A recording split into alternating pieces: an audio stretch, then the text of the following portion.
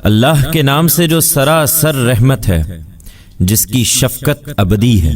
شکر اللہ ہی کے لیے ہے جس نے اپنے بندے پر یہ کتاب اتاری اور اس میں کوئی کج پیچ نہیں رکھا ہے، ہر لحاظ سے ٹھیک اور سیدھی، تاکہ جھٹلانے والوں کو وہ اس کی طرف سے ایک سخت عذاب سے آگاہ کر دے، اور ایمان لانے والوں کو جو نیک عمل کر رہے ہیں خوشخبری سنا دے کہ ان کے لیے بہت اچھا اجر ہے جس میں وہ ہمیشہ رہیں گے۔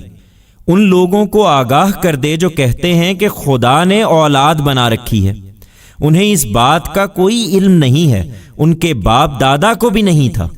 بڑی ہی سنگین بات ہے جو ان کے منہوں سے نکل رہی ہے۔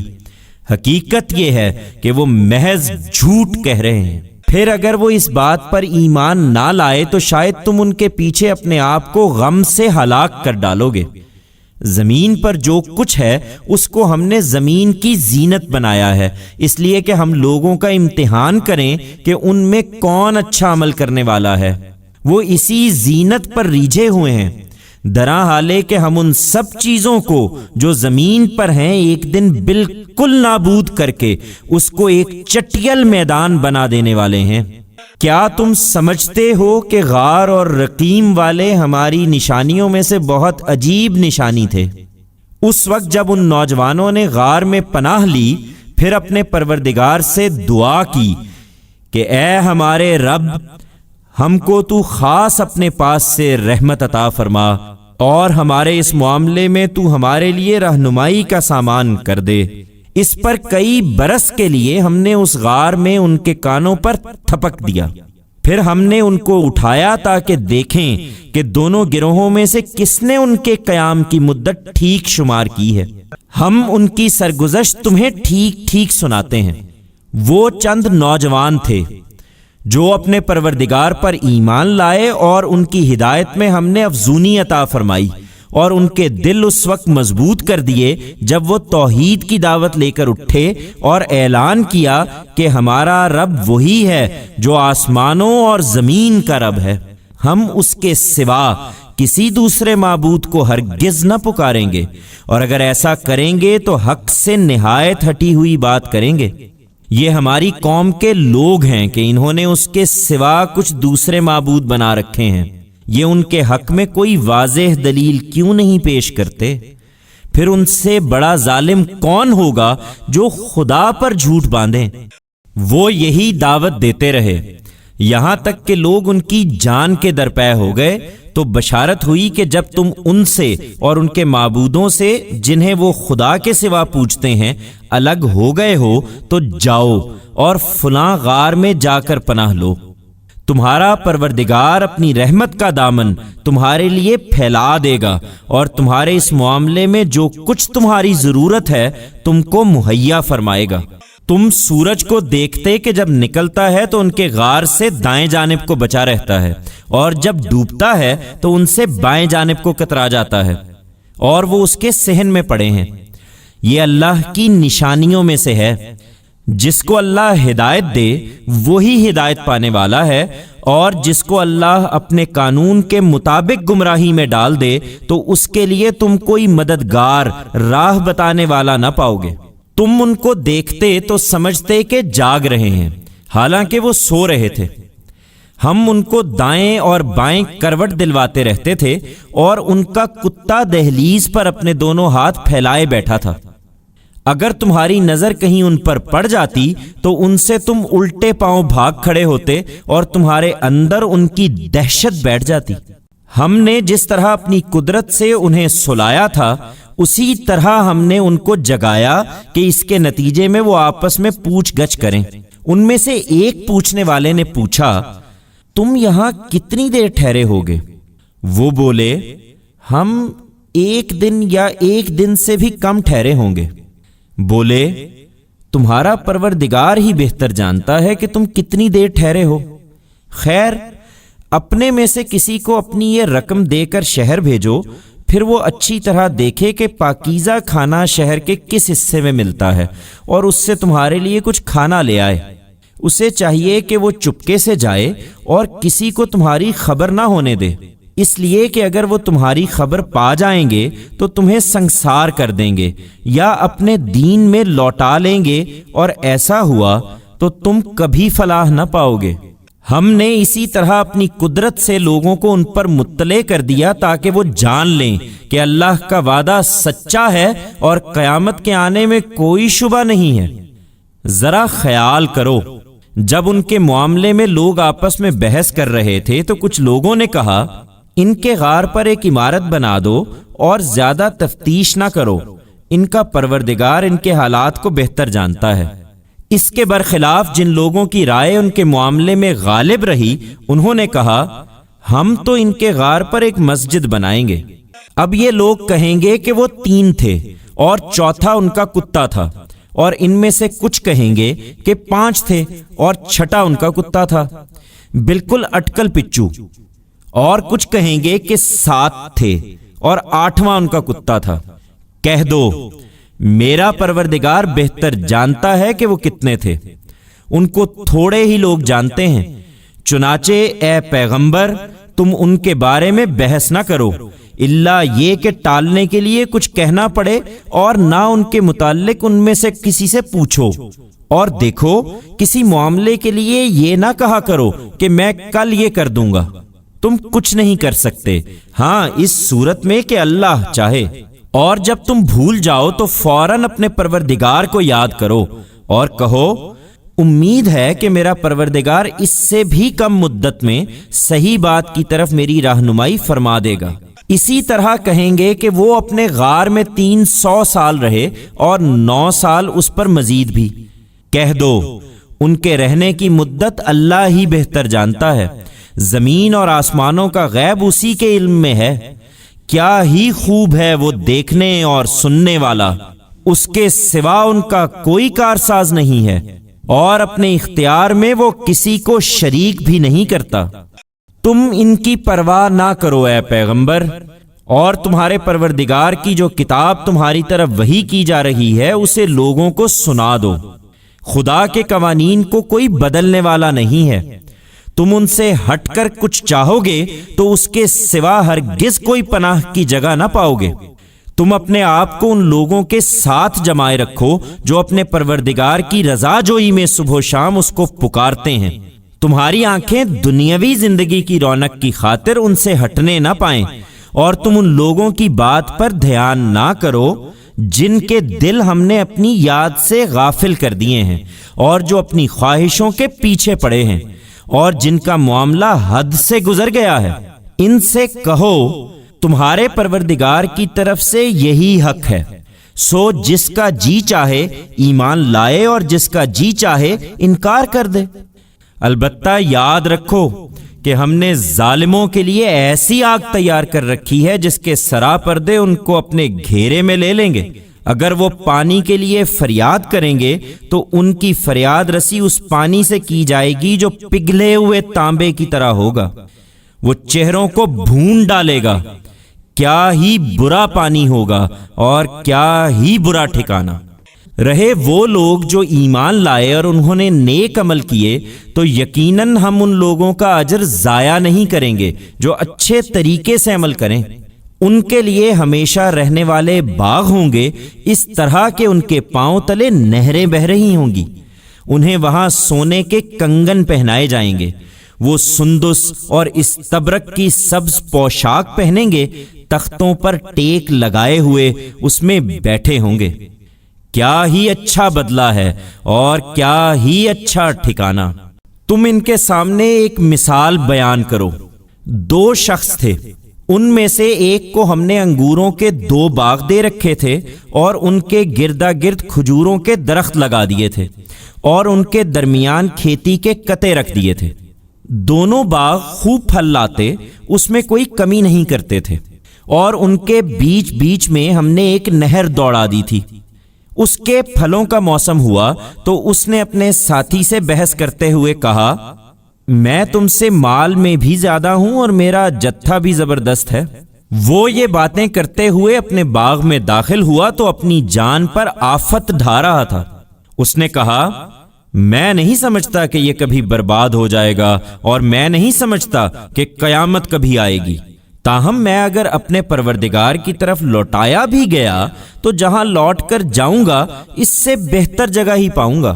اس کے ساتھی نے اس سے گفتگو کرتے ہوئے جواب دیا، کیا اس ہستی کا انکار کر رہے ہو جس نے تمہیں مٹی سے بنایا، پھر پانی کی ایک بوند سے، پھر تم کو ایک پورا آدمی بنا کھڑا کیا؟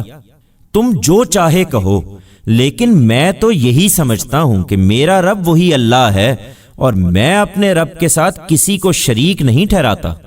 تم جب اپنے باغ میں داخل ہو رہے تھے تو تم نے یہ کیوں نہیں کہا کہ جو اللہ نے چاہا، اللہ کے بغیر کسی میں کوئی طاقت نہیں ہے؟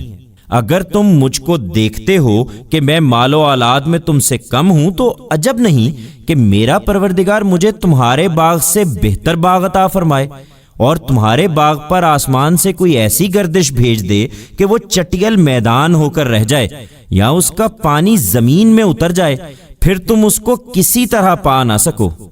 چنانچہ یہی ہوا، اور اس کا سارا پھل عذاب کے پھیر میں آ گیا۔ سو جو کچھ اس نے باغ پر خرچ کیا تھا وہ اس پر اپنے ہاتھ ملتا رہ گیا۔ اس کا باغ اپنی ٹٹیوں پر گرا پڑا تھا، اور وہ کہہ رہا تھا، اے کاش میں اپنے پروردگار کے ساتھ کسی کو شریک نہ ٹھہراتا۔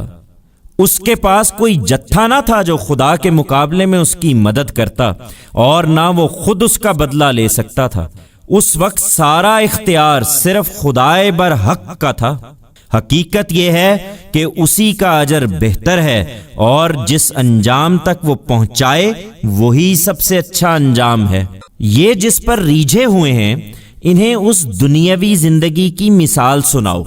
یہ ایسی ہے جیسے پانی ہو جسے ہم نے آسمان سے بارش برسا کر اتارا، پھر اس سے زمین کی نباتات خوب گھنی ہوئیں، پھر چورا ہو کر رہ گئیں جسے ہوائیں اڑاتی پھری ہیں۔ اللہ ہر چیز پر قدرت رکھنے والا ہے۔ یہ مال اور بیٹے اسی دنیاوی زندگی کی رونق ہیں۔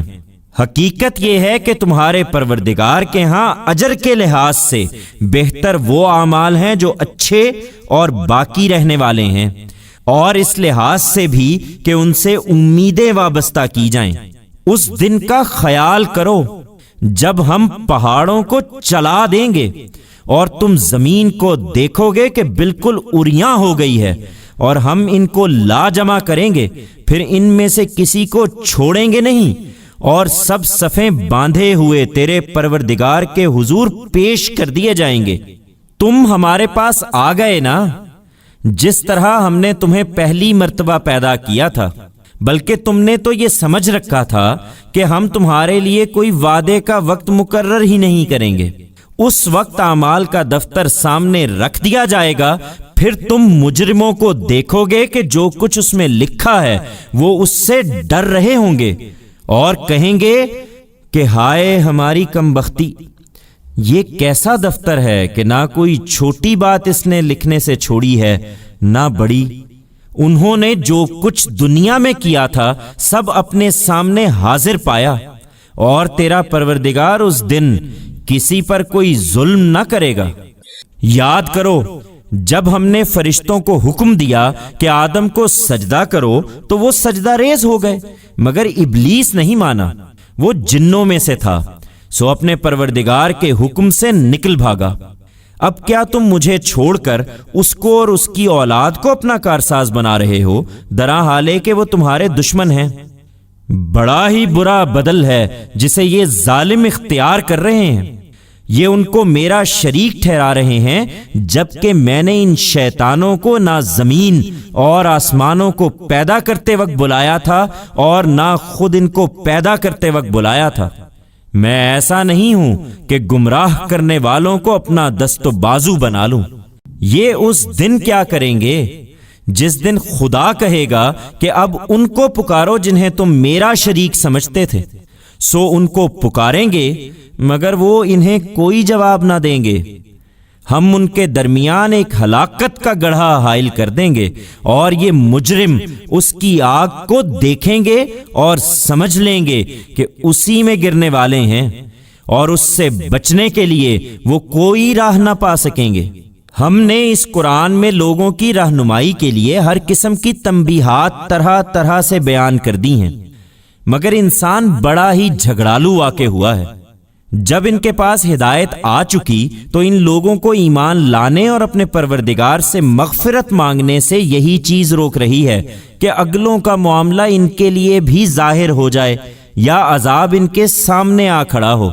इन्हें बताओ कि रसूलों को तो हम सिर्फ इसलिए भेजते हैं कि बशारत दें और खबरदार कर दें, और इन मुनकिरों का हाल ये है कि बातिल की मदद से कटहुज्जतियां करते हैं कि इसके जरिए से हक को नीचा दिखाएं, और मेरी आयतों को इन्होंने मजाक बना रखा है और उस चीज को भी जिससे इन्हें खबरदार किया गया है। उनसे बड़ा जालिम कौन होगा जिन्हें उनके परवरदिगार की आयतों के जरिए से याद दहानी की जाए तो वो उनसे मुंह फेर लें और अपने हाथों की कमाई भूल जाएं जो आगे भेज चुके हैं। इनके दिलों पर हमने इसी के सबब से पर्दे डाल दिए हैं कि इस कुरान को ना समझें, और इनके कानों में गिरानी पैदा कर दी है कि इसको ना सुने। तुम इनको कितना ही हिदायत की तरफ बुलाओ, ये इस हालत में तो हरगिज कभी हिदायत ना पाएंगे। हकीकत ये है कि तुम्हारा परवरदिगार बड़ा दरगुजर करने वाला और रहम फरमाने वाला है। वो इनके आमाल की पादाश में इन्हें इसी वक्त पकड़ना चाहता तो इन पर फौरन अजाब भेज देता, लेकिन इनके लिए एक वक्त मुकर्रर है। वो जब आ जाएगा तो ये उसके मुकाबिल में कोई पनाह की जगह ना पाएंगे। ये बस्तियां तुम्हारे सामने हैं।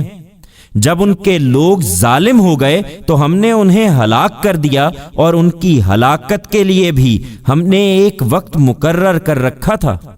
इनके मुकाबिल में सब्र करो ए पैगंबर, और इसके लिए वो वाकया सामने रखो जब मूसा ने अपने शागिर्द से कहा कि मैं चलता रहूंगा यहां तक कि 2 दरियाओं के मिलने की जगह पर पहुंच जाऊं, या इसी तरह साल हा साल चलता रहूं। सो जब वो दरियाओं के मिलने की जगह पर पहुंचे तो अपने नाश्ते की भुनी हुई मछली भूल गए, और उसने दरिया में सुरंग लगाकर अपनी राह ली। फिर जब आगे बढ़े तो मूसा ने अपने शागिर्द से कहा कि अब हमारा खाना लाओ, हमारे इस सफर से तो हमको बड़ी तकान हो गई। शागिर्द ने कहा, क्या अर्ज करूं, जब हम उस चट्टान के पास ठहरे हुए थे तो उस वक्त मुझे मछली का ख्याल नहीं रहा, और ये शैतान ही था जिसने मुझे गाफिल कर दिया कि मैं उसे याद रखूं, और उसने अजीब तरीके से दरिया में अपनी राह तलाश कर ली। मूसा ने कहा, यही तो वो जगह है जो हम ढूंढ रहे थे। चुनाचे वो अपने नक्शे कदम देखते हुए लौटे तो हमारे बंदों में से एक बंदे को वहां पाया जिसे हमने खास अपनी रहमत से नवाजा था, और अपने पास से उसको एक खास इल्म अता फरमाया था। मूसा ने उससे दरखास्त की कि आप मुझे इजाजत दें तो मैं इस शर्त पर आपके साथ रहूं कि जो इल्म आपको अता हुआ है आप उसमें से कुछ मुझे भी सिखाएंगे। उसने जवाब दिया, तुम मेरे साथ सब्र नहीं कर सकोगे, और जो चीज तुम्हारे दायरा इल्म से बाहर होगी आखिर तुम उस पर सब्र कर भी किस तरह सकते हो। मूसा ने कहा, इंशाअल्लाह आप मुझे साबिर पाएंगे और मैं किसी मामले में आपकी नाफरमानी ना करूंगा। उसने कहा, फिर अगर मेरे साथ रहना है तो मुझसे कोई बात ना पूछना जब तक मैं खुद तुमसे उसका जिक्र ना करूं। बिलाखिर वो दोनों चल पड़े, यहां तक कि जब एक जगह कश्ती में सवार हुए तो उस शख्स ने कश्ती में छेद कर दिया। मूसा ने कहा, आपने इसमें छेद कर दिया ताकि सब कश्ती वालों को डुबो दे? ये तो आपने बड़ी ही अजीब हरकत कर डाली है। उसने कहा, मैंने कहा नहीं था कि तुम मेरे साथ सब्र नहीं कर सकोगे। मूसा ने कहा, मैं जिस चीज को भूल गया उस पर मेरी गिरफ्त ना कीजिए और मेरे मामले में मुझ पर ज्यादा सख्ती ना फरमाइए। फिर दोनों चले, यहां तक कि जब रास्ते में एक लड़के से मुलाकात हुई तो उसने लड़के को कत्ल कर डाला। मूसा ने कहा, आपने एक बेगुनाह की जान ले ली, हालांकि उसने किसी का खून नहीं किया था। ये तो आपने बहुत बुरा काम किया है। उसने कहा, मैंने तुमसे कहा नहीं था कि तुम मेरे साथ सब्र नहीं कर सकोगे। मूसा ने कहा, इसके बाद अगर मैं आपसे कुछ पूछूं तो आप मुझे साथ ना रखें। आप मेरी तरफ से हद्दे उज़्र को पहुंच गए। اس پر دونوں آگے بڑھے، یہاں تک کہ جب ایک بستی والوں کے پاس پہنچے تو وہاں کے لوگوں سے کھانا کھلانے کو کہا، مگر انہوں نے ان کی میزبانی سے انکار کر دیا۔ پھر انہوں نے وہاں ایک دیوار دیکھی جو گرا چاہتی تھی، تو اس نے وہ دیوار کھڑی کر دی۔ موسیٰ نے کہا، اگر آپ چاہتے تو اس پر مزدوری لے سکتے تھے۔ اس نے کہا، اب یہ میرے اور تمہارے درمیان جدائی ہے۔ میں ابھی ان باتوں کی حقیقت تمہیں بتاتا ہوں جن پر تم صبر نہیں کر سکے ہو۔ اس کشتی کا معاملہ یہ ہے کہ وہ چند مسکینوں کی تھی جو دریا میں محنت مزدوری کرتے تھے، سو میں نے چاہا کہ اسے عیب دار کر دوں، اس لیے کہ ان کے آگے ایک بادشاہ تھا جو ہر کشتی کو زبردستی چھین رہا تھا۔ رہا لڑکا تو اس کے ماں باپ دونوں ایمان والے تھے، سو ہمیں اندیشہ ہوا کہ کہیں وہ بڑا ہو کر اپنی سرکشی اور کفر سے ان کو تنگ نہ کرے، سو ہم نے چاہا کہ ان کا پروردگار انہیں اس کی جگہ ایسی اولاد دے جو پاکیزگی میں اس سے بہتر اور شفقت و محبت میں اس سے بڑھ کر ہو۔ اور دیوار کا معاملہ یہ ہے کہ وہ شہر کے 2 یتیم لڑکوں کی تھی، اس کے نیچے ان کا دفینہ تھا اور ان کا باپ ایک نیک آدمی تھا۔ یہ دفینہ اسی نے رکھا تھا، سو تیرے پروردگار نے چاہا کہ وہ اپنی جوانی کو پہنچیں اور اپنا دفینہ خود نکالیں۔ یہ تیرے پروردگار کی عنایت سے ہوا، اور یہ جو کچھ میں نے کیا ہے اپنی رائے سے نہیں کیا ہے۔ یہ ہے ان باتوں کی حقیقت جن پر تم صبر نہیں کر سکے ہو۔ وہ تم سے ذوالقرنین کے بارے میں بھی پوچھ رہے ہیں، ان سے کہو میں اس کا کچھ تذکرہ ابھی تمہیں سناتا ہوں۔ ہم نے اس کو زمین میں اقتدار عطا فرمایا تھا اور اس کو ہر قسم کے اسباب و وسائل بخشے تھے۔ پھر اس نے ایک مرتبہ ایک مہم کا سامان کیا، یہاں تک کہ جب وہ سورج کے غروب ہونے کی جگہ تک پہنچا تو اس نے سورج کو دیکھا کہ ایک سیاہ کیچڑ کے چشمے میں ڈوب رہا ہے، اور اس کے پاس اسے ایک قوم ملی۔ ہم نے کہا، اے ذوالقرنین، یہ تیرے اختیار میں ہیں کہ چاہو تو انہیں سزا دو اور چاہو تو ان کے بارے میں حسن سلوک کا رویہ اختیار کرو۔ اس نے کہا، جو ان میں سے ظلم کرے گا ہم اس کو سزا دیں گے۔ پھر وہ اپنے پروردگار کی طرف لوٹایا جائے گا تو وہ بھی اس کو سخت سزا دے گا۔ اس کے برخلاف جو ایمان لائے گا اور اچھا عمل کرے گا، اس کے بدلے میں اس کے پروردگار کے پاس بھی بھلائی ہے، اور ہم بھی اس کے ساتھ اپنا معاملہ آسان کریں گے۔ پھر اس نے ایک دوسری مہم کا سامان کیا، یہاں تک کہ جب وہ طلوع آفتاب کی جگہ تک پہنچا تو اس کو دیکھا کہ وہ ایک ایسی قوم پر طلوع ہو رہا ہے جن کے لیے ہم نے آفتاب کے ادھر کوئی آڑ نہیں رکھی تھی۔ یہ اسی طرح ہوا، اور جو کچھ ذوالقرنین کے پاس تھا اسے ہم خوب جانتے تھے۔ اس نے پھر ایک اور مہم کا سامان کیا، یہاں تک کہ جب 2 پہاڑوں کے درمیان ایک درے تک پہنچا تو ان کے اس طرف اس کو ایسے لوگ ملے جو کوئی بات سمجھ نہیں پاتے تھے۔ انہوں نے درخواست کی کہ اے ذوالقرنین، یاجوج اور ماجوج اس سرزمین میں فساد پھیلاتے ہیں، تو کیا یہ ہو سکتا ہے کہ ہم آپ کے لیے اخراجات کا بندوبست کریں اور آپ ہمارے اور ان کے درمیان کوئی روک بنا دیں؟ اس نے جواب دیا کہ جو کچھ میرے پروردگار نے میرے اختیار میں دے رکھا ہے وہی بہت ہے۔ تم البتہ ہاتھ پاؤں سے میری مدد کرو، میں تمہارے اور ان کے درمیان ایک دیوار کھڑی کیے دیتا ہوں۔ مجھے لوہے کی سلیں لا دو۔ چنانچہ وہ فراہم کر دی گئیں، یہاں تک کہ جب اس نے دونوں پہاڑوں کے درمیان خلا کو پاٹ دیا تو کہا کہ دھنکو، حتیٰ کہ جب اس کو آگ کر دیا تو حکم دیا کہ لاؤ، اب میں اس پر پگھلا ہوا تانبا انڈیل دوں۔ سو یہ ایسی دیوار بن گئی کہ یاجوج و ماجوج اب نہ اس پر چڑھ سکتے تھے نہ اس میں نقب لگا سکتے تھے۔ ذوالقرنین نے کہا، یہ میرے پروردگار کی رحمت ہے، پھر جب میرے پروردگار کے وعدے کا ظہور ہوگا تو وہ اس کو ڈھا کر برابر کر دے گا، اور میرے پروردگار کا وعدہ برحق ہے۔ اس دن ہم لوگوں کو چھوڑ دیں گے کہ ایک دوسرے سے موجوں کی طرح ٹکرا رہے ہوں گے، اور سور پھونکا جائے گا، اور اس طرح ہم ان سب کو اکٹھا کر لیں گے۔ اس دن ہم دوزخ کو ان منکروں کے سامنے پیش کریں گے جن کی آنکھوں پر میری یاد دہانی سے پردہ پڑا رہا اور وہ سننے کی تاب نہیں لاتے تھے۔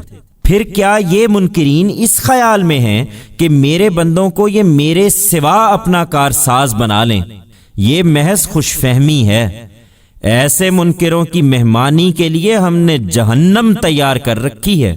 ان سے کہو، کیا ہم تمہیں بتائیں کہ اپنے اعمال کے لحاظ سے سب سے زیادہ خسارے میں کون ہیں؟ وہ لوگ جن کی تمام سعی و جہد دنیا کی زندگی میں اکارت ہو گئی اور وہ اسی خیال میں رہے کہ وہ بہت اچھا کام کر رہے ہیں۔ یہی لوگ ہیں جنہوں نے اپنے پروردگار کی آیات اور اس سے ملاقات کا انکار کیا، سو ان کے اعمال ضائع ہوئے۔ اب قیامت کے دن ہم ان کو کوئی وزن نہ دیں گے، ان کا بدلہ یہی جہنم ہے، اس لیے کہ انہوں نے انکار کیا اور میری آیتوں اور میرے رسولوں کا مذاق اڑایا ہے۔ البتہ جو ایمان لائے اور انہوں نے اچھے عمل کیے ہیں ان کے لیے فردوس کے باغوں کی مہمانی ہے، وہ اس میں ہمیشہ رہیں گے، وہاں سے کبھی اٹھنا نہ چاہیں گے۔ یہ نشانیاں مانگتے ہیں، انہیں بتاؤ اے پیغمبر کہ میرے پروردگار کی نشانیوں کو لکھنے کے لیے اگر سمندر روشنائی بن جائے تو سمندر ختم ہو جائے اس سے پہلے کہ میرے پروردگار کی نشانیاں ختم ہوں، اگرچہ ہم اس کے ساتھ اسی کے مانند اور سمندر ملا دیں۔ ان سے کہو، تم کس سے نشانیاں مانگتے ہو؟ میں بھی تمہاری ہی طرح ایک آدمی ہوں، مجھ پر وحی آتی ہے کہ تمہارا معبود صرف ایک ہی معبود ہے، سو جسے اپنے پروردگار سے ملنے کی امید ہو اسے چاہیے کہ نیک عمل کرے اور اپنے پروردگار کی عبادت میں کسی کو شریک نہ ٹھہرائے۔